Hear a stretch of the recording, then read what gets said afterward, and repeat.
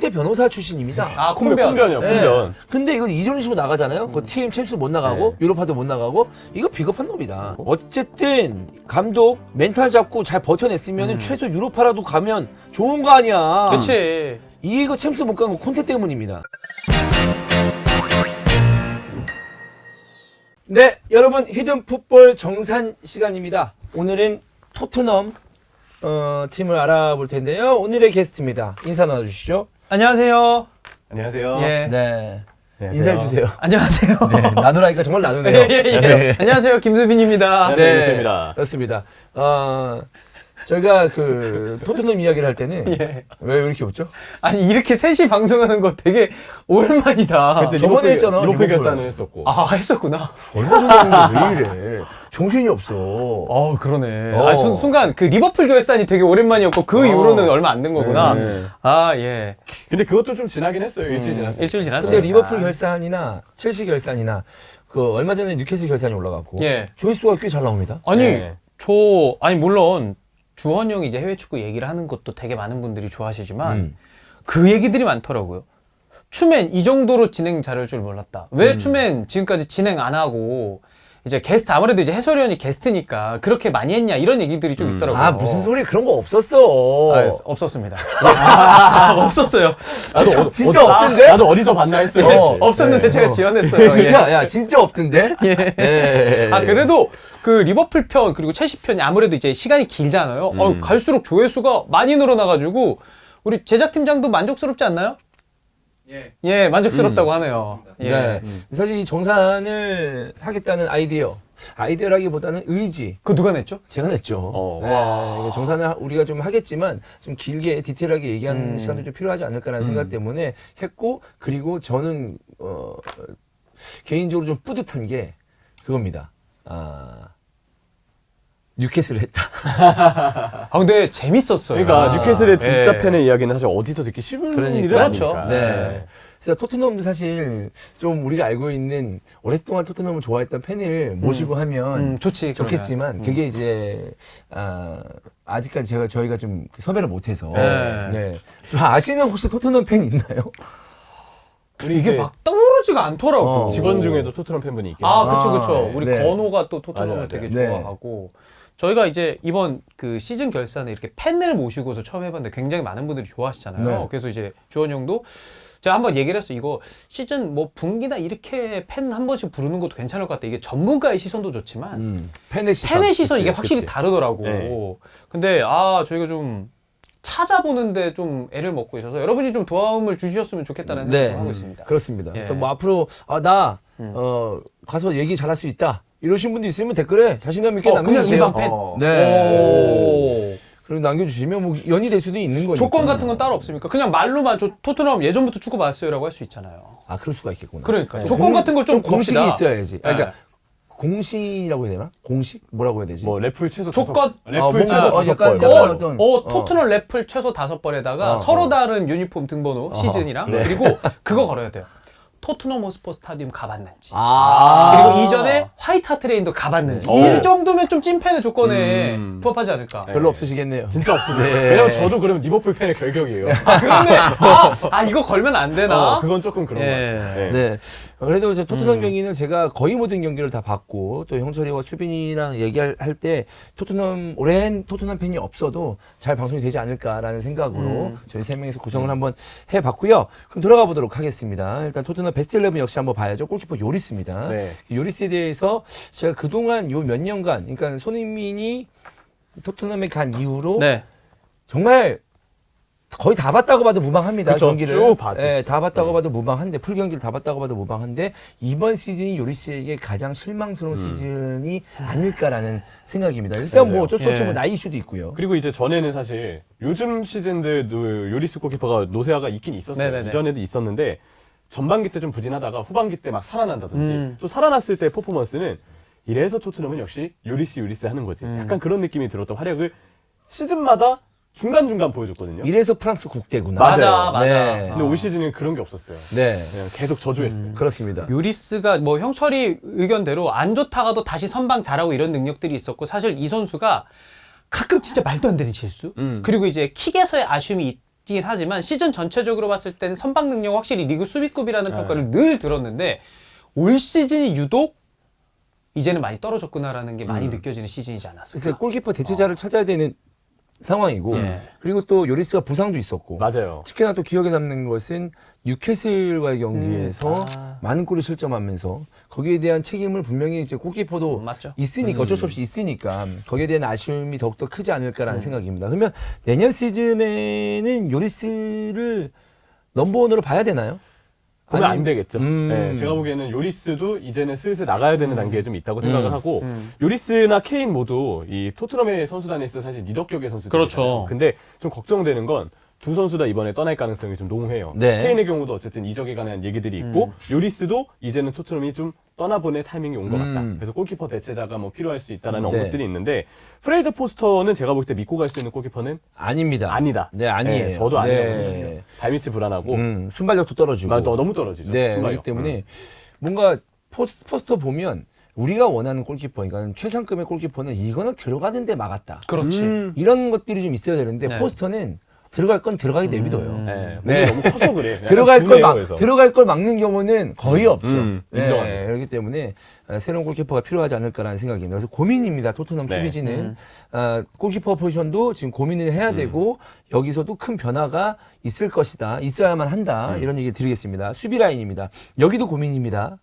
큰 고민이에요. 자, 로메로 다이어 런글레였어요. 네. 근데 로메로 수비 잘해요. 잘하죠. 네, 그리고 지금 다른 수비수 보면 그나마 로메로가 있어서 다행이다라는 생각도 들거든요. 근데 문제는 뭐냐? 난 주위에 이런 얘기도 있더라고요. 그러니까 로메로가 거칠잖아요. 주위에 동료들이 수비하는 모습을 보면 빡쳐가지고 저렇게 거칠게 수비할 수밖에 없다. 뭐 이런 얘기가 나올 정도로 에이씨 하면서 네, 굉장히 거칠거든요. 저는 그 생각도 했습니다. 로메로가 앞쪽에서 달려들어서 원래 끊는 거는 세리에 A 때부터 원래 그런 게 잘했죠. 장점이었던 선수인데 뭔가 올 시즌 유독 거칠어 보이고 유독 더 튀어나가는 느낌을 줄 때 저는 무슨 생각을 했냐면 차라리 자기가 카드를 받든 반칙을 하든 끊는 게 낫지 내가 뒤에 뚫려가지고 다이어 쪽에서의 실수가 나오지 않는 게 낫다 라는 그 느낌 때문에 저는 로메로가 올 시즌 조금은 더 거칠어 보이지 네. 않았을까라고 생각하거든요. 근데 어쨌든 로메로가 사실 그 거침에 있어서 터프하게 수비하는 거는 좋으나 네. 저 정도까지 저 상황에서 몸을 날려야 되나? 그리고 되게 위험 상황 온다는데 저렇게 거칠게 해야 되나? 라는 장면도 분명히 있어요. 흥분하는 맞아요. 장면도 있고 네. 부딪혔을 때. 전 그래서 만약에 토트넘의 동료, 센터백 동료가 이제 로메로 옆에서 바뀐다고 해도 그래도 로메로는 거칠 것 같아요. 플레이 스타일 자체가 보여주는 게 그렇죠. 있으니까. 네. 근데 대신에 파트너가 잘 갖춰지면 로메로가 왼쪽 4걸음, 오른쪽 5걸음 막 이거 다 커버를 해야 되잖아요. 그렇지. 걸음수가 좀 줄어들겠죠. 파트너가 갖춰지면 부담이 좀 덜어들어서 조금은 그래도 집중력이 나아지지 않을까. 네. 좋은 수비수라고 봅니다. 근데 가끔씩 나오는 이상한 태클들과 이 거침 때문에 좀 보기 나 이게 눈살이 좀 찌푸려지는 네. 예, 그런 장면들도 있긴 있었어요. 특히 그 쿠쿠렐라 머리 잡아당기는 거. 맞네. 그렇지. 네. 좀 조절할 필요는 있어. 맞아. 이거는 사실. 좀 아니지 않나. 네. 조절 능력은 좀 필요하지 않을까라는 생각입니다. 다음에 이제 런글레입니다. 네. 런글레를 어떻게 봐야 될까요?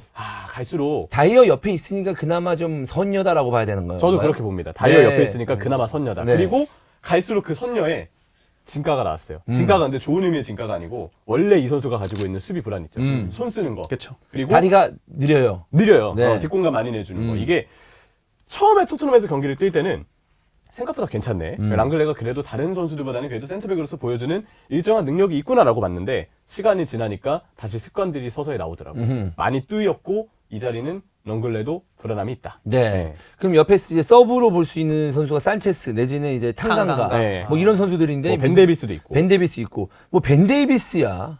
예. 벤 데이비스야 저는 좋은 수비수라고 봅니다. 네, 왼쪽 측면에서 뭐 중앙 수비수도 가능하고 풀백도 윙백도 가능한데 되고, 근데 이 선수는 아주 어떤 느낌이냐면 너무너무 담백해요. 그냥 슴슴한 맛. 슴슴해. 아. 그러니까 슈퍼 플레이도 안 나와. 그렇다고 해서 대단히 뭔가 욕을 쌍욕을 먹을 만한 플레이도 나오는 건 아니야. 기대치가 높지도 않은데 낮지도 않아. 그냥 그 정도. 근데 그냥 그 정도 챔스권을 노리는 팀에서 그냥 그 정도의 수비수로 되냐? 저는 좀 되죠. 아니라고 봅니다. 네. 많이 뚫렸어요, 벤 데이비스. 그렇습니다. 맞네. 지난 시즌보다 그러네요. 훨씬 뚫리는 장면도 많이 있었고. 음. 네. 그렇기 때문에 이 벤 데이비스의 기대감도 그렇게 크진 않다. 그렇죠. 네. 그리고 제일 중요한 선수가 다이어인데. 다이어인데. 토트넘 팬들이 똑같은 생각이지 않을까. 다이어인데 그러니까요. 저는 그런 생각도 해봐요. 자 보세요. 포체티노부터 시작해서 다이어 계속 나왔어요. 무리뉴 나왔어요. 뭐 누누 때도 나왔어요. 나왔죠. 뭐 누누는 뭐 잠깐 있었지만 콘테 나왔어요. 네. 그러면 우리가 문제다.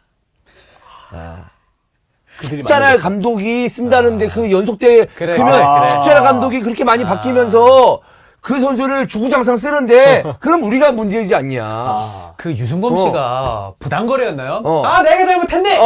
아 내가 잘못했어. 어. 약간 이런 느낌. 그러니까 예. 그러니까 그 감독들이 다 쓰는데 그럼 우리가 그럼 다이어의 장점이나 잘하는 점 못 보고 있는 거 아닌가 이런 생각도 좀 해봐야 되는 거 아닌가 싶어요. 그러면 저는 못 보고 있겠습니다. 못 보고 있겠습니다. 그냥 축구를 안 보는 게 낫죠. 예, 못 보는 게 맞아요. 그게 저는 정말 그럼. 잘못된 거예요. 정말 왜 이 선수를 주구장창 쓸까라는 의문이 들 정도로 마지막에 그 뭐야 메이슨 메이슨 데잉. 메이슨 네. 감독은 다이어를 안 썼나요? 마지막에 그때 다이어가 한 번은 진짜 경쟁에서 좀 밀렸고 그렇지. 선발에서 밀린 게 있었고 그 이후에는 부상으로 빠졌어요. 부상으로 빠졌고 거기서 이제 쓸 수가 없는 상황이고 어쨌든 다이어는 계속 중용을 받고 매 경기 실수를 했습니다.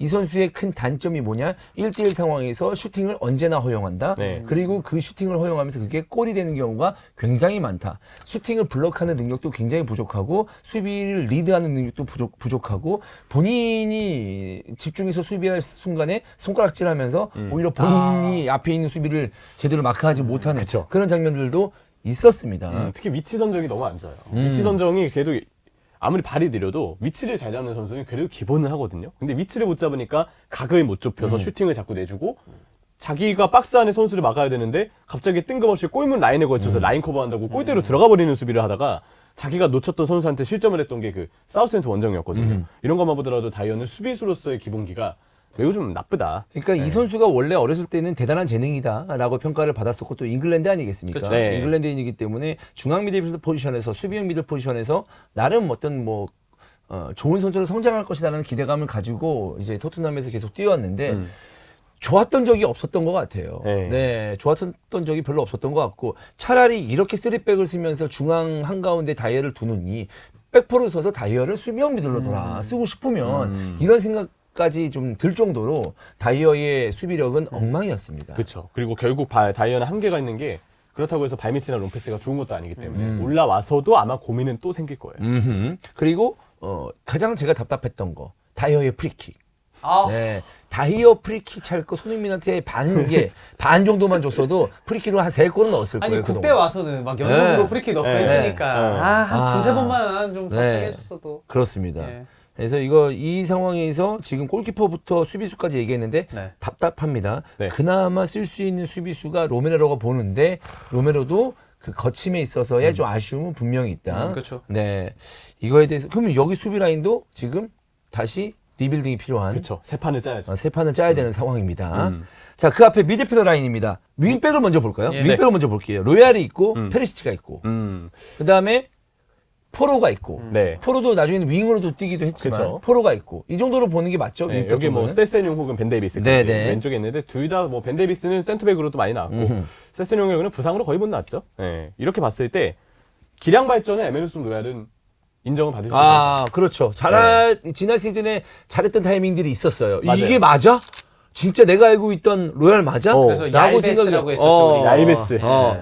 생각이 들 정도로 잘했던 상황이 있었는데 포로가 영입되면서 입지가 좀 줄어드는 상황이었습니다. 그렇죠. 근데 포로의 경우는 사실 아직까지 프리미어리그에서 적응 중이라고 저는 좀 진단하고 싶거든요. 공격적으로 자주 올라가긴 하는데 아직까지 그 크로스나 어떤 패스의 결과물이 확실하지 않은 편이고 무엇보다 나왔을 때 수비가 너무 맞아요. 불안해서 그렇지. 그 문제를 이제 토트넘은 포로를 썼을 때 추가적으로 전술로 또 커버를 해야 돼요. 그래서 포로는 아직 적응 중이다 정도로 좀 보고 있습니다. 오히려 이제 오른쪽에 쿨루셉스키가 제대로 이번 시즌에 폼을 찾지 못한 가운데 시즌 막판에는 로얄과 포로가 오른쪽에 나왔을 때 훨씬 더 활발한 그런 모습이 나왔었고 포로의 제가 이제 별명을 줬거든요. 뭐죠? 슈팅의 포로다. 네. 사랑의 포로가 아니고 슈팅의 슈팅의 포로다. 포로다. 네. 골문만 보이면 미친 듯이 슈팅을 합니다. 아, 공격적이지. 네, 어떻게 근데 말하면 좀 저돌적이긴 해. 슈팅 자체가 날카롭긴 해요. 네. 근데 중요한 게 뭐냐면 그렇게 무리한 상황에서 슈팅을 때리지 않아도 되는데 슈팅을 때린단 말이에요. 토트넘에서 그게 가능한 선수는 케인뿐이에요. 예. 근데 무리한 슈팅을 때리면서 보는 사람을 하여금 열불 터지게 만드는 그런 단점은 있습니다. 그러니까 슈팅을 때린다라는 게 어떻게 본다면 세트피스 상황에서는 이거를 마무리 짓고 다시 재정비가 되는 건데 그런 세트피스 상황이 아니고 올라가 있어서 반대쪽에서도 공격 숫자가 확보가 돼 있는데 때린다? 이러면은 턴을 끝내는 거거든요. 그렇죠. 맞아요. 포로가 그런 장면 때문에 사실 좀 짜증나죠. 아쉬울 때가 좀 많죠. 네, 그러면 왜냐면 또 끌어먹은 거죠. 반대편은 또 손흥민도 있고 한데 그치. 예, 그런 생각도 좀 들긴 한데 어쨌든 공격적인 측면이나 이 선수가 볼을 잡았을 때 상대방 진영에서 볼을 잡았을 때 시원시원한 맛은 있는 선수예요. 맞아요. 확실히. 어쨌든 플레이 스타일에 이런 강점이 있는 선수는 웬만해서 그 강점을 살려주는 방향으로 쓰임새를 찾아주는 시도를 하는 게 먼저라고 봐요. 그래서 윙으로 올린 게 아닌가라는 생각도 들고요. 그렇죠. 그래서 메이슨이 그걸 약간 변형 백스리처럼 만들려고 했죠. 윙이지만 수비할 때 약간 윙백처럼 내려오고 그리고 공격할 때는 포로가 윙으로 올라가서 오른쪽 센터백에 있는 선수가 오히려 풀백처럼 약간 벌려주는 역할도 네. 했었었고. 네네네. 근데 로얄하고 프로하고 뛴 적 있죠? 있죠. 네, 그때 이제 그러니까요. 노얄이 제- 풀백처럼 했었으니까. 네, 제 기억이 잘못된 줄 알았습니다. 근데 아무튼 이 포로의 만약에 포로를 윙백이나 측면 수비수로 쓰려면 공격적인 재능은 알겠으나 아니 왜냐하면 풀백이 올라와서 그 정도로 좀 시원시원하게 해주면 경기 속도감이 나거든요. 그쵸. 예, 근데 중요한 건 아까 얘기한 것처럼 수비력. 수비력. 그러면 지금 토트넘은 말만 수비수지 수비가 좋은 선수가 거의 없네요. 그러네요. 뛰긴 뛰는데 올라간다는 얘기를 하고 네, 네, 올라가는데 네. 뭐 결과가 안 좋다, 슈팅이 안 네. 좋다. 뭐 로메로도 근데 얘기했지만 수비는 로메로는 저돌적이다라고 네. 했고 다이어는 기본기가 부족했다. 네. 랑글레는 다이어 다리 느리고 옆이었으니까 선여지 선여지. 손 먼저 나간다. 네. 맞아요. 다빈손 수비수가 아니다. 뭐 이런 탄강가도 얘기들. 뭐 언급 안 하고 있고 저희가 네. 요리스도 그렇고 쉽지 않은 그렇습니다. 시즌이었네요. 진짜 쉽지 않습니다. 네. 페리시치 진짜 이 팀은 정말 골을 잘 넣어서 다행이야. 정말 보니까. 진짜 케인한테 고마워야 진짜 돼. 이거 진짜 이 팀이 그야말로 본프레레다. 근데 그나마 페리시치는 스탯으로 봤을 때 두 자릿수 도움을 기록을 했죠. 맞아요. 해리케인이 그 페리시치 크로스를 헤더로 워낙 잘 받아먹어서 아니면 컵백 패스로 슈팅을 잘 연결을 지었기 때문에 그래도 결과물을 만든 쪽은 어쨌든 페리시치였다. 페리시치가 사실 공 차는 거 보면 답답하긴 합니다. 근데 시즌 말미로 갈수록 조금은 간결해지긴 했었어요. 처음에는 템포가 너무 느려가지고 볼 잡으면 답답해 미치는 줄 알았는데 모르겠어요. 내가 토트넘에 대해서 기대를 나도 모르게 접어서 그런지 몰라도 페리시치가 그렇게 답답해 보이지는 않았거든요. 점점점. 점점. 예. 근데 이제 페리시치도 뭐 미래를 봤을 때 토트넘에게 큰 도움이 될 자원이라고 보지는 않습니다. 특히나 이제 콘테도 떠난 네. 상황이기 때문에 그 측면 공격수 현역 선수들 얘기 들어보면 그 얘기를 하더라고요. 자기가 측면 공격수였는데 나이가 들어. 그러면은 아무래도 순발력이 늦어지잖아요. 그럼 왼쪽 측면이나 오른쪽 측면의 높은 위치까지 가서 크로스나 드리블 돌파를 하는 게 아니고 흔히 우리가 그 얘기하죠. 꽃게 드리블이라고. 시간만 끌고 뒤에 있는 선수들한테 넘겨준대. 근데 이게 팀적으로 도움이 하나도 안 된다고 하더라고요. 근데 페리시치가 그렇게 템포를 늦게까지 좀 끌어서 패스를 주는 게 이거는 우리가 봤을 때도 답답함이 느껴졌는데 아마 뭐 손흥민 선수라던가 주위 동료들도 그렇게 좀 느끼지 않았을까. 저는 이게 어떻게 보면 전술 문제도 꽤 있다고 보는데 콘테 감독이 있을 때 너무 측면의 전술 분배가 안 되어 있었어요. 그냥 측면의 크로스 그리고 박스 안에서의 헤더의 마무리 이 패턴에만 집중을 하다 보니까 크로스를 올려야 될 선수는 일단 일찌감치 위쪽으로 보내고 나머지 자원들을 그러면 그 선수들을 보조하는 방식으로 동선을 잡아주던지 아니면 그 선수가 발생되는 공간으로 침투할 수 있게끔 길을 만들어주거나 하는 등의 전술이 필요했는데 아예 제가 볼 때는 측면 이 역할 배분이나 위치에 대해서 콘테 감독이 크게 신경을 쓰지 않은 느낌을 좀 많이 받았거든요. 그래서 손흥민 선수 장점도 잘 안 나오고 페리시치도 일단은 올라가 있으니까 팀이 연계를 해나가는 상황에서 참여도가 떨어져서 페리시치도 오히려 더 욕을 먹게 되고 크로스는 크로스만 나오니까 계속 이제 뭔가 단조로운 공격들만 이어지고 이런 점들이 이제 콘테 감독이 토트넘에 있었을 때 계속 언급이 되었던 문제점이었다고 생각해요. 네. 저는 그 얘기는 덧붙이고 싶네요. 페리시치에 대해서 좀 저도 뭐 이제 템포 늦게 끌고 답답해야 한다라는 느낌 받긴 했지만 그래도 높은 위치에서 그래도 양질의 퀄리티의 네. 크로스를 올릴 선수는 페리시치밖에 없었다. 킥은 좋아요. 저는 그거는 맞아. 인정해야 된다고 생각해요. 왜냐면 올 시즌 벤 데이비스도 윙백에서 뛸 때는 예. 지난 시즌보다는 좀 저하가 됐고 예. 세세뇽이 부상이 아무리 많았다고 하지만 나와도 거의 대부분 크로스가 상대 박스 그냥 골라인 넘어버리는 그런 크로스들도 있었어요. 아니 세세뇽은. 형이 뭐 윙백, 풀백 이렇게 좁았으니까 그게 있잖아요. 측면 공격수들이 중앙 미드필더의 좋은 패스, 전환 패스를 받아서 수비수들이 좀 거리가 있는 상태에서 크로스 날카롭게 붙이는 거랑 다 자리 잡고 있어. 그런 상황에서 내가 어떻게 툭 각도 만들어서 크로스 붙이는 거 뒤에 있는 게 훨씬 힘들잖아요. 사실 속도감도 안 나고 그래도 어시스트를 기록한 건 퀄리티는 있었다. 킥에 대해서는. 그것도 스탯에 대해서는 네, 인정할 인정해야죠. 만하다. 네, 맞아요. 알겠습니다. 자, 그러면 미드필더 라인으로 들어가 보겠습니다. 뭐 벤탄쿠르, 호이비에르, 스킵, 뭐 비수마도 있고. 비수마, 네. 뭐 이런 선수들 있었습니다. 처음에 스킵을 봤을 때가 기억이 나요. 많이 뛰고, 그다음에 그 경기에 대한 집중도가 높다고 판단을 했습니다. 뭐 많이 뛰면서 이제 태클 같은 어떤 투지의 네, 모습도 좀 보여줬던 투지도 선수가 있고. 스킵이었고. 네. 네. 근데 이게 좀 아쉬운 게 뭐냐면 토트넘의 미드필더진은 가장 중요한 골을 만들기 직전의 창의성. 아. 이거는 너무 좀 부족해요. 근데 스킵도 그거에 대해서 특화된 선수가 아니고. 그쵸. 네. 물론 이제 후방에서 쓸어주고 열심히 띄워주고 이런 것도 맞지만 어쨌든 호이비에르나 스킵 또 그 와중에 벤탄쿠르가 건강했더라면 그래도 중원 지역에서 앞쪽으로 나오는 패스가 조금은 유려했을 텐데 그런 장면들이 나오지 않았다. 벤탄쿠르의 공백이 컸습니다. 아주 컸죠. 네. 결국은 이제 미드필더들이 벤탄쿠르까지 물론 포함을 해서 가야 되겠지만 플레이 스타일이 너무 비슷해요. 그냥 많이 뛰고 그러면서 후방 지역에서 볼을 좀 관리해주는 역할. 근데 아까 이제 주원이 형도 말씀을 하셨지만 박스 쪽으로 좀 더 진입이 돼서 그 상황에서 키패스를 뿌리거나 타격을 해주거나 뭔가 윗선과 미드필더 쪽에 그 사이에서 띄워줄 수 있는 연결고리 역할을 할 선수, 타격할 선수가 아예 구성되지 않은 지금 스쿼드예요. 맞아요. 그러니까 팀이 전술도 물론 문제가 있지만 선수들 성향도 미드필더가 뒤에 안 내려가 있을 수가 없는 성향이고 그 선수들만 모여있다 보니까 미드필더 활용 능력은 토트넘이 매 경기 떨어질 수밖에 없었죠. 그러니까 벤탄쿠르도 사실 좀 낮게 사용을 했거든요. 그러니까 벤탄쿠르의 어떤 그 공격적인 재능, 이 선수가 얼마나 공격적인 재능이 있는지 토트넘의 경기를 봤을 때 되게 뭐 많이 보진 못했기 때문에 얼만큼 있는지 모르겠지만 지금에 있는 미드필더진보다는 앞쪽으로 전진 패스를 직선적으로 넣어줄 수 있는 능력이 있거든요. 골 간수를 그리고 벤탄쿠르는 웬만하면 좀 해줘요. 네. 그래서 거기서 오는 아쉬움이 분명히 있다. 결국 이거를 해결해줄 선수는 은돈벨레밖에 없다. 네. 그러면 빌드업이 좋았는데요? 야, 이 정도 빌드업이면 토트넘 시즌 빌드업보다. 야, 아니, 이 정도면 토트넘 아스날 그래, 토요일에 거의 이 정도 스톤스랑 빌드업이면. 아놀드를 인버티드로. 아니 근데 여러분 그런 진짜 급이야. 그렇게 생각하시면 안 돼. 진짜 은돈벨레 세리아 우승 멤버입니다. 그렇긴 하죠. 네. 그리고 은돈벨레가 뭐 아예 공이 없었냐? 공이 크진 않지만 나폴리가 우승한 데 있어서 공이 어느 정도는 그래도 있는 선수예요. 네. 공을 무시하면 안 되죠. 근데 만약에 은돈벨레는 어떻게 돼요? 오나요? 그럼 모르는 거잖아. 돌아오지 않을까? 돌아왔어도 아마 뛰지는 않을 것 같은데. 아, 근데 모르겠다. 호이비에르 스킵에 그 앞에 은돈벨레? 나쁘지 않습니다. 대신 은돈벨레한테 뭐 수비나 이런 걸 기대하면 안 되지. 그냥 무조건 공격과 볼백에 배만할 수 그렇지. 있게. 근데 다만 그 생각이 있습니다. 토트넘이라는 팀이 올 시즌도 8위를 했고, 뭐 포스테코글루는 공격적인 감독이니까 네. 뭐 은돈벨레에게 좀 더 이제 날개를 달아줄 수 있긴 하지만 전체적으로 토트넘보다 상위 팀이 더 많다라고 봐야 돼. 이제 챔스 경쟁하는 팀들을 보면 보강도 많이 할 거고. 그러면은 은돈벨레의 그 창의성만을 믿고 얘를 수비를 안 시킨다?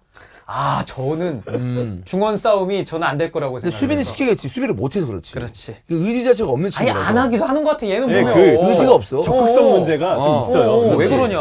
의지가 없는 친구야. 근데 이 친구에 대해서 이제 반쪽짜리로 쓰는 거죠. 예, 그 마음만 있다면 전 좋은 선수라고 봅니다. 그리고 진짜로 토트넘이 사실 8위 이상을 노리는 상황이다라고 봤을 때 이 스쿼드가 좀 두터워야 되잖아요. 그죠. 근데 은돈벨레 같은 스타일은 갖고 있어도 괜찮아요. 근데 문제는 뭐냐? 졸라 비싸다는 거죠. 그래, 네, 갖고 있으려면. 그쵸. 네.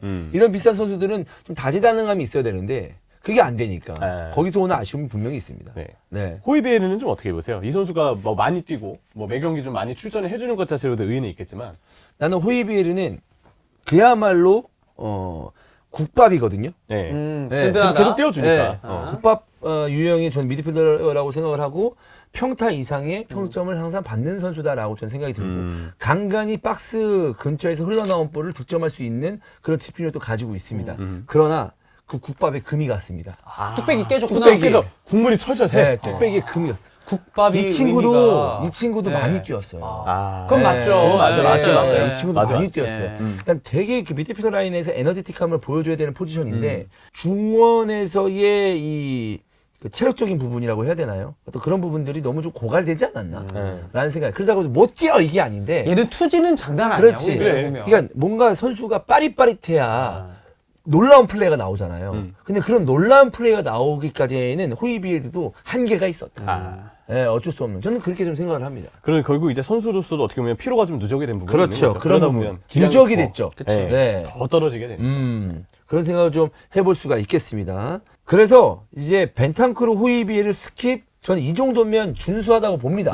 근데 중요한 건 뭐냐면 진짜 스파크가 딱 튀게 만들어줄 선수 딱 한 명 정도만 있으면 맨유로 따졌을 때 브루노 페르난데스 그렇지! 딱 있으면 너무 그런 좋지. 스파크 그 자체가 괜찮죠. 너무 좋지. 네. 딱 좋죠. 이제 스킵도 경험도 이제 계속 쌓을 거고 이제는 잘 할 수 있는 경험은 이번 시즌에 했거든요. 네. 그렇기 때문에 그 선수 한 명만 좀 있으면 좋지 않을까라는 생각인데 그 선수가 뭐 제3의 선수가 될지 은돔벨레가 될지 금돈벨레 되는 거야, 진짜로. 그건 한번 지켜보도록 하겠습니다. 네.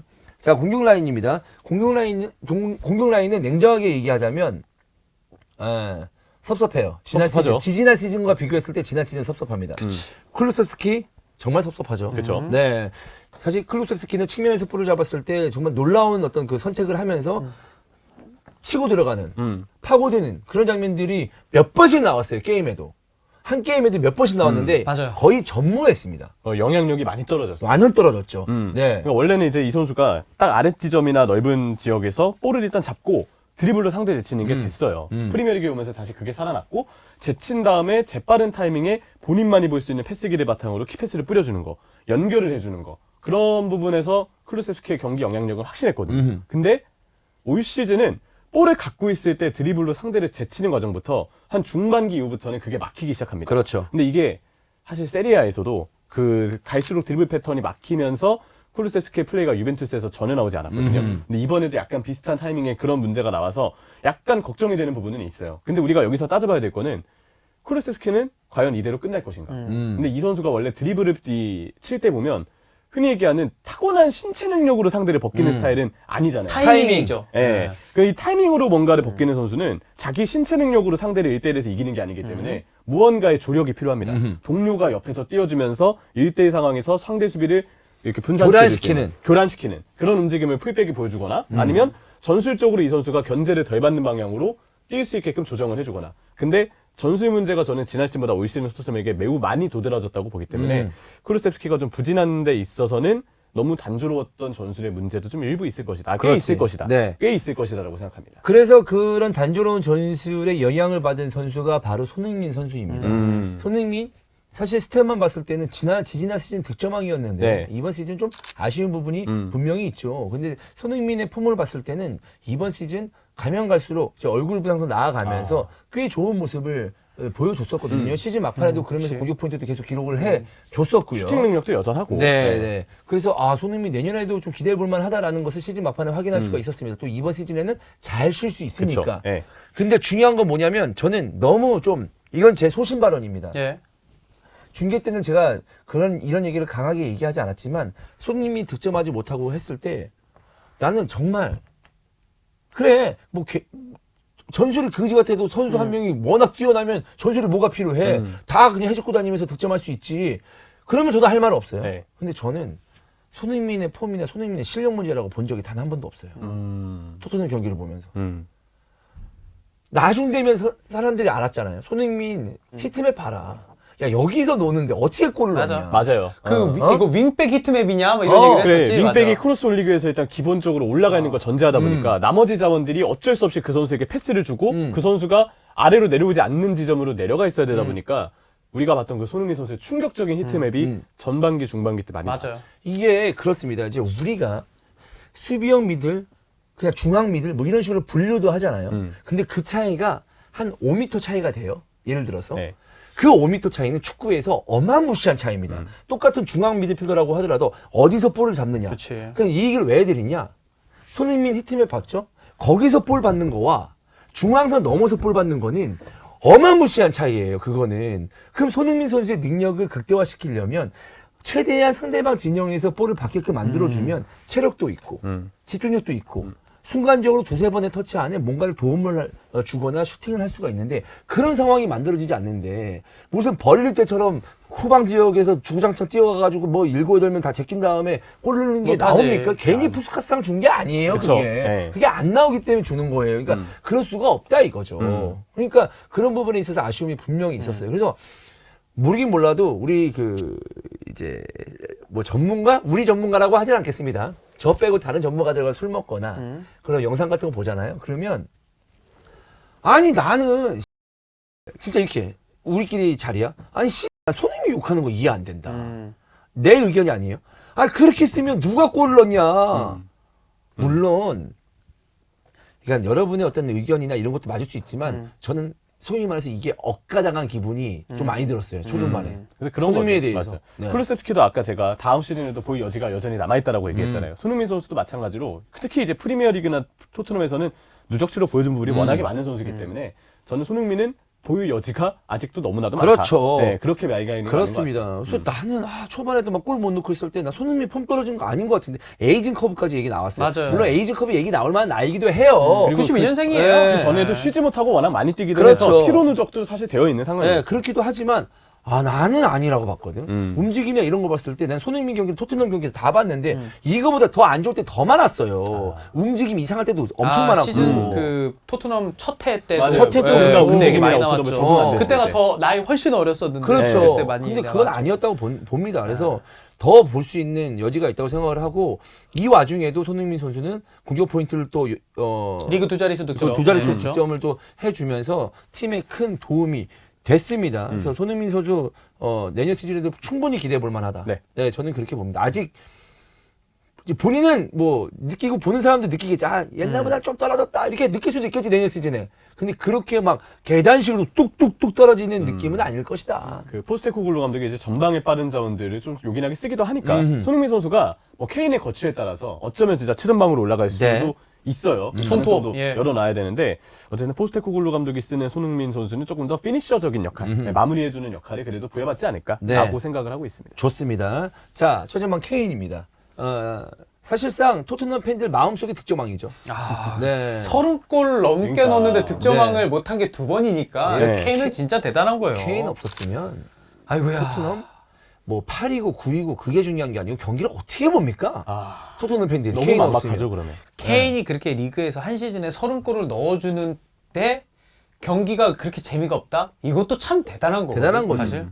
골 먹고 시작하니까. 그죠. 네. 그러니까 이제 공격진 입장에서 골들이 자꾸 따라가는 골들만 그렇지. 내어버리니까. 이게 진짜 단순한 거거든요. 손흥민 선수가 리그 두 자릿수 득점 10골 했고 케인도 이제 30골 넘었잖아요. 둘이 합쳐서 리그 38경기 치르면서 40골이 넘어간다고. 네. 그러면은 0.5골씩 두 경기에 그 두 선수가 이제 번갈아 넘는다는 그런 단순 계산도 될 거 아니에요. 그런 투톱이 그런 공격수 두 명이 있는데 리그 8위 한 거는 다른 데서 정말 많은 문제가 있다라고 저희가 좀 생각을 해야 돼요. 그렇죠. 네. 네. 승점을 못 가져왔고 그리고 집중력도 떨어지는 수비력이기 때문에 사실 공격은 말할 게 없어요. 케인은 이게 이 팀에 남을지 안 남을지 모르겠는데 뭐 이게 또 안 보내면은 돈이 아깝고 그렇지. 보내면 보내야 이 선수를 어떻게 데리고 와요? 어디서 데리고 와요? 대체 안 되죠. 케인은 공짜 선수인데 사실 그쵸. 애초부터 토트넘에 네. 있었으니까 어디서 갖고 와요? 그러니까 네. 이런 선수를. 그래서 이제 새롭게 그 부임한 네. 이 포스테코글루 감독이 고민이 좀 깊을 것 같아요. 케인이 없었을 때 어떤 식으로 해야 되는지. 오히려 새 감독이 왔기 때문에 케인이 없는 상황에서 새 판을 짜는 것도 오히려 나쁘지 않다고 봐요. 만약에 포스테코글루가 2년 차야. 1년 차 때 케인을 30골 넘게 썼어. 두 시즌 때 답답하지 않겠어? 그럼 포스테코글루 입장에서도 세 판 짜는 거니까. 그러니까. 그렇죠. 아예 오자마자 세 판이 날 수도 그렇지. 있지. 그런 얘기를 하는 거지. 어. 예. 그럴 수도 있다. 네. 라는 생각이 아직 뭐 계속 얘기만 나오고 있는 거죠. 맞아요. 얘기만 네. 나오고 있는데 어쨌든 토트넘도 쉽게 협상에 임하진 않을 것이다. 엄청난 금액을 받아야 할 그럼. 것이라고 하는데 그 금액은 역시 레알을 비롯한 모든 구단들에게 다 부담이 있을 만한 금액이기 때문에 토트넘이 아직까지는 케인을 그래도 지킬 수 있는 가능성이 조금 더 높다라고 보고 있습니다. 왜냐면 1년만 참으면 잘 그 협상만 하면 주급 잘 주고 하면 공짜로 들어올 수 있는 그럼 거니까. FA로도 가니까. 예, 네. 그럴 수 있는 거니까 그 구단 입장에서는 뭐 고민이 되겠죠. 네. 자, 그렇습니다. 그래서 케인은 너무 훌륭한 시즌을 이번 시즌에도 치렀다라고 말씀드리겠고, 베스트 11을 보니까 역시 뭐 공격 라인에서는 어느 정도 기대감을 가질 수 있는 그런 공격 라인이지만 수비 라인에서는 완전 새 판을 짜야 되는 상황이다라고 볼 수가 있겠습니다. 네. 자, 근데 제일 중요한 거 이제 그래 선수 얘기도 해봤는데요. 이 팀은요, 예, 구단 운영이 예. 이 랩이 아웃 막 나오고 네. 검은색 풍선 막 경기장에 들어오고 했잖아요. 맞아요. 랩이 아웃에 대해서 항의하는 나가라는 거에 대해서 막 시위하는 그런 상황도 있었는데 이 랩이가 진짜 엉망진창이었어요. 팀 운영을. 네. 감독이 대행에 대행이 온다는 게 사실 정말 말이 안 되는 얘기죠. 처음 봤어요. 진짜. 콘테가 나가는데 그 밑에 있었던 스텔리는 같이 있어, 그치? 네, 그러니까 심지어 같이 나가는 게 아니야, 여기는. 그러니까 스텔리니는 심지어 이탈리아 하브리그에서도 네. 1년 못 채우고 경질이 된 감독이었어요. 감독으로 봤을 때. 네. 근데 당시 그 스텔리니를 어쨌든 감독 대행으로 갔던 명분이 콘테 감독의 건강상의 이유로 잠깐 경기를 빠졌을 때 대신 스텔리니가 지휘했을 때 그 경기 결과가 괜찮았어. 좋았어. 네, 그건 맞는데 근데 그것만으로 할 수는 콘테를 없지. 내보내고 스텔리니를 그냥 바로 팀 분위기 이어가는 전술을 이어가는 감독 대행으로 쓴다. 과연 선수들이 거기서 우리 감독 바뀌었으니까 더 열심히 해보자라는 어떤 에너지를 얻을 만한 동기가 있었겠냐는 거죠. 그러니까 저는 콘테도 나갔을 때 괴상하게 나갔잖아요. 그렇죠. 인터뷰도 하고. 그러니까 이 콘테도 책임감 무지하게 없는 거야. 그러니까 알거든. 지금 분위기 보고 이제 연패하고 하다 보니까 이거 챔스 못 간다. 하다 보니까 런 떼는 거랑 다름 없잖아요, 사실. 네, 맞아요. 잘릴 때까지 있어야지. 이런 시즌은 사실 자기가 끝까지 책임지고 중간에 그냥 나 책임 없어. 갈게요 하고 가는 거. 여기는 구단이 문제야. 지금 이렇게 나갔으니까. 지금 콘테 얘기하는 사람 누가 있습니까? 없어요. 네. 왜냐하면 콘테가 잊혀진 거야. 그죠. 얼마나 근데 기억을 하잖아. 비겁한 놈이다 이거. 이거 비겁한 놈이다. 내가 콘테 변호사 출신입니다. 콩변이요, 네. 콩변. 근데 이건 이런 식으로 나가잖아요. 그 팀 챔스 못 나가고 유로파도 못 나가고 이거 비겁한 놈이다. 어쩔 수 없는 게 사우스햄튼전의 그 내용들을 보세요. 너무 심각한 내용들이었어요. 그러니까. 사실. 끝나고 난 다음에. 경기 인터뷰도 이거 자르라는 거 아니야. 맞아요. 그렇지, 맞아, 어. 맞아. 나 런할 테니까 나 잘라라. 길 좀 내줘 이거 아니야. 네. 그러면 랩이 어떻게 되는지 아십니까 이거? 그래? 같이 자. 감독 계속해. 너 계약 기간 남았잖아. 책임감 있게 하면서 그런 식으로 해야지. 그러니까 그런 식으로 하기도 힘든 상황인 건데 알아. 팀을 제대로 운영해야 되니까 그거 뭐 감정적으로 나설 수 없는 네. 거니까. 그래서 여기서 제일 중요한 건 누가 문제냐? 콘테다. 이번 시즌의 그거부터 8위는 시작됐다? 네. 이번 시즌의 8위는 콘테다. 누가 시즌 중간에 그런 식으로 인터뷰합니까? 맞아요. 그리고 어쨌든 나름 콘테 감독이 원하는 대로 물론 다 그게 방향성에 맞게 영입이 된 건 아니지만 어쨌든 선수단 보강의 포인트를 보면 돈도 꽤 지원이 됐어요. 어쨌든 감독 멘탈 잡고 잘 버텨냈으면 최소 유로파라도 가면 좋은 거 아니야. 그치. 이거 챔스 못 간 거 콘테 때문입니다. 맞아요. 그리고 밑에 떨궈진 스텔리니. 콘테도 받을 새끼 게 이게 말- 없었어. 지 나가면 스텔리니도 같이 멱살 잡고 나와야지. 뭐 거기 자리에 앉혀놓고 있고 말이야. 그래서 스텔리니가 만든 최악의 경기 직전에 갑자기 백포로 전술을 맞아요. 어. 뉴캐슬전에 네. 뭐야 고개만 돌아보면 실점을 했던 그렇지. 그때 그 경기 어. 네, 최악의 경기 엉망이었죠. 맞아요. 그러니까 레비도 잘못했지만 제일 욕먹을 사람은 콘테. 그다음 레비다. 구단 운영에서 저는 그렇게 생각을 합니다. 네. 예. 그래서 이제 이번 시즌만큼은. 이번 시즌은 맞아요. 예. 그래서 그 순간만큼은. 콘테 전술만 보더라도 그 버리지 못했던 윙백 위주의 축구 그렇지. 너무 단조로웠던 크로스 어. 위주의 축구 계속 그거만 했으니까. 돌아버린 줄 알았다. 진짜 돌아버린 줄 변화가 알았어. 없어요, 변화가. 진짜 토트넘 경기 보는데 돌아보는 줄 콘테 이 진짜 그래 뭐 나는 뭐 우승도 했고 뭐 유벤투스 뭐 첼시 겪으면서 경험도 많은 감독인 거 나도 알겠어요. 알겠는데 이딴 식으로 팀 운영하고 한 거 이거 진짜 욕 개처먹어야 됩니다 이거. 예. 인정합니다. 인터뷰까지 솔직히 조져놓고 나갔어. 그러니까 이거 글 뭐냐면 쑤셔놓고 쓰리백 나가. 써도 된다고 윙백 쓰라고 경기 재미 없어도 된다고 어쩔 거야 그러면 자기 곤조가 있고 자기 그 철학이 있는데 쭉 갖고 가야지. 맞아요. 뭐 책임을 지고. 몸이 좀 안 좋았던 건 유감이지만 그래도 감독직을 수행하는 데 있어서 콘테도 제 역할을 다 하지 못했다. 책임감이 없었다. 네. 그 정리가 맞죠. 저는 뭐 콘테와 랩이 동급이라고 봅니다. 네. 다음 시즌은 이제 어쨌든 레비에 대한 구단 내부의 어떤 의존도를 좀 줄이려고 하는 것 같아요. 새로운 어떤 실무자도 영입을 하려고 하고 디렉터에 대해서도 네. 계속 얘기가 나오고 있고 네. 포스테코글루라는 새 감독으로까지 얼굴이 바뀌었기 때문에 이제는 꼭 레비가 중심이 되거나 혹은 누군가의 스타 감독 한 명에 의해서 구단이 휘둘리기보다는 웬만한 실무진들 위주로 좀 뭔가 더 체계화된 업무를 토트넘이 이제 진행하는 거를 목표로 하지 않을까. 근데 그러면 사실 새 감독이 와서 뭔가 좀 새 감독은 이 팀을 새 판을 짜고 기 때문에 새 선수를 원한단 말이에요. 맞아요. 보통 그렇잖아요, 사실. 물론 매 시즌 감독들이 새 선수를 원하지만 그래도 나 이 팀 2, 3년 운영했는데 괜찮아. 내년에 우리가 좀 챔스 목표, 뭐 유로파 목표 그 정도는 할 수 있을 것 같아. 근데 그럼 조금만 영입해줘. 이 정도인데 새 감독이 오면 아예 새 판을 짜고 싶어 하기 때문에 완전히. 원하는 대로 좀 하고 싶어 한단 말이에요. 그럼 네. 돈이 더 든다는 얘기죠. 그쵸. 그럼 지금 뭐냐? 그것도 이해합니다. 감독에 대한 그런 어떤 우려점. 아니 의지. 뭐 그런 건 새 감독이면 그런 의지를 가질 수 있으니까. 돈이 있느냐 없느냐예요. 토트넘이. 문제는 그거죠. 콘테 감독 때 어쨌든 돈을 쓰긴 썼잖아요. 영입의 모든 방향성이 맞았던 건 아닙니다. 근데 어쨌든 돈을 쓰고 그 지출이 나갔는데 결과는 나오지 않았어요. 그리고 그때 돈을 썼던 부분이 시즌 중 겨울에도 돈을 썼고 여름에도 돈을 썼거든요. 확실히 좀 지금 부담으로 돌아오는 것 같아요. 그래서 토트넘 쪽의 관련 기사들을 보면 포스테코글루 감독이 이제 최근에 오피셜이 떴는데 오피셜이 뜨고 포스테코글루가 토트넘 감독직에 합의를 했을 때부터 구단 측에서는 우리가 지금 쓸 수 있는 이적 자금이 한정돼 있으니 그 안에서만 움직일 수 있다라는 얘기를 포스테코글루 감독도 들었다고 하더라고요. 아하. 결국 그 안에서만 움직일 수 있다는 거는 콘테 때 너무 많은 지출이 있었기 때문에 지금 당장 쓸 수 있는 돈은 그 영향으로 한정되어 있다라고 지금 기사에서는 좀 파악하고 있습니다. 근데 이제 메꿀 때가 많고 특히나 수비수나 골키퍼는 좀 수준급의 골키퍼나 수비수를 데리고 오려면 돈을 좀 써야 되는데 그렇죠. 이거에 대해서 좀 고민이 많지 않을까라는 저는 생각입니다. 그래서 연결이 되는 게 케인이 그래서 나갈 가능성도 그래서 있겠다. 케인 돈으로 산다. 아, 저는 그래서 케인이 그러면 그 어떤 선수 보강하려면 돈 없는데 그럼 케인 팔면 우리가 그거 확보할 수 있다. 그럼 포스테코글루 너 케인 없이 축구 케인, 가능? 노 케인 오케이? 노 케인, 노 케인, 약간 노 게인, 노 페인 뭐 이런 그러네. 느낌. 나도 그 얘기하고 그랬어요. 노 케인 노 머니 오케이? 노 케인 노 골 오케이? 그렇다고 케인, 노 골. 그 괜찮아? 그러면 오케이 케인 없이 가봅시다. 이러면은 뭐 또 뭔가 토트넘의 어떤 그 팀 분위기가 완전히 더 네. 바뀌게 되는 거죠. 사실 가능성이라는 건 열어되잖아요. 뚜껑을 열어봐야 되잖아요. 근데 진짜 케인 없는 토트넘이 잘할까? 새로운 감독과 이거 가능성이라는 게 어떻게 0%겠어요. 근데 높진 않을 것 같으니까 사실 우리가 되게 우려하는 거잖아요. 왜냐하면 케인이라는 존재는 우리가 이렇게 생각하면 돼요.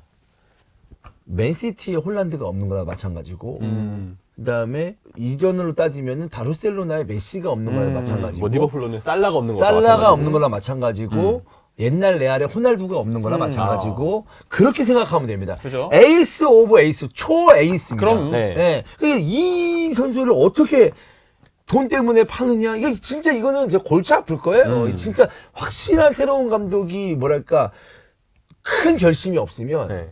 예, 안 되는 상황이죠. 그리고 저는 그런 것 같아요. 맨시티, 홀란드, 뭐 바르셀로나, 메시 이런 얘기했지만 메시랑 홀란드가 없이도 코어가 될 만한 선수들을 데려올 여력이 있거나 아니면 코어를 키울 만한 선수들이 있단 말이에요. 메시, 홀란드가 없어도. 근데 냉정하게 토트넘에 케인 없어. 그래서 코어 누구야?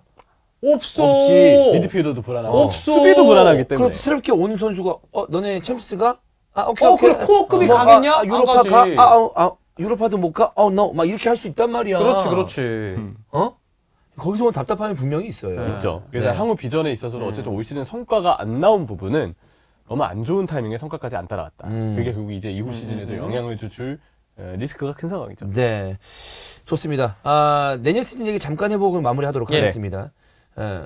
포스테코글루 감독과 손흥민의 궁합 어떻게 보시나요? 저는 포스테코글루 감독이 물론 이제 이 모든 변수는 케인의 자유에 봅니다. 케인이 자유를 할지 안 할지에 따라서 손흥민 선수의 위치가 정말 큰 확률로 바뀔 거거든요. 근데 제 생각에는 이전 감독들과 비교했을 때 그래도 포스테코글루 감독은 굉장히 공격적인 컬러를 쭉 지향해왔던 감독이기 맞아요. 때문에 손흥민 선수가 공격에 참여하는 빈도가 확실히 더 많아질 것이다. 그리고 빌드업의 체계를 보더라도 후방 빌드업을 할 때 풀백을 안쪽으로 좁혀서 활용하는 빈도도 제법 되는 선수거든요. 물론 지금 토트넘의 후방 구성이 과연 선수단을 봤을 때 거기에 맞는 구성인지는 논의로 하겠습니다. 개인적으로 그러지 않다고 봐서 왠지 이걸 입히는 과정에서 약간의 좀 어려움이 있을 거라고 보거든요. 근데 어쨌든 감독의 그 전술 체계를 보면 윙포워드는 철저히 위쪽에서의 어떤 활동을 좀 역할을 받는 편이고 그러다 보니까 직접적으로 골문을 타격하거나 네. 조금 더 깊은 위치에서 침투하거나 조금 더 공격에 깊이 관여될 수 있는 거는 이제 포스테코글루 감독 팀에서 손흥민 선수에게 기대할 수 있는 부분이라고 생각해요. 저도 그래서 그 셀틱 축구를 봤을 때도 굉장히 공격적인 선수들 앞에 배치를 시키잖아요. 공격수의 속도감을 저는 되게 중요하게 생각하는 감독이라고 생각하는데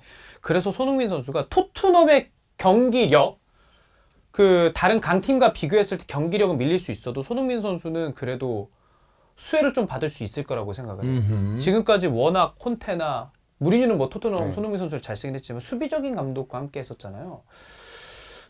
손흥민 선수에게는 그래도 날개가 될 것 같긴 한데 대신 수비 보강이 이루어지지 않는다면 4골 먹고 3골 넣어서 그렇죠. 지는 축구할 네. 가능성이 높다. 왜냐면 포스테코글루도 결국은 가장 변수로 봐야 되는 게 이 공수 밸런스입니다. 음. 물론 이제 셀틱에서는 뭐 레알전에도 대응 전술이 좋았고 올드펌 더비 레인저스하고 붙는 이 경기에서도 꽤 괜찮은 전적을 자랑하고는 있어요. 근데 어쨌든 포스테코글루라는 감독도 빅리그에서의 경험이 아직까지 없는 상황이고 처음이죠. 무엇보다 토트넘도 다시 프리미어리그에서 기세를 좀 올려야 되는 상황인데 워낙 많은 견제를 좀 받을 것이고 또 프리미어리그에서 토트넘의 중원의 경쟁력, 수비의 경쟁력이 지금 그렇게 큰 상황이 아니잖아요. 이런 상황에 과연 포스테코글루 특유의 공격적으로 라인을 올리는 전술이 시도는 좋겠으나 과연 결과물이 따라올 것이냐. 그러면 그 결과물이 안 따라온다면 현실적으로 스쿼드상의 문제가 일부 있는 공수 밸런스의 문제가 조금 발목을 잡을 가능성도 좀 있다고 봅니다. 네.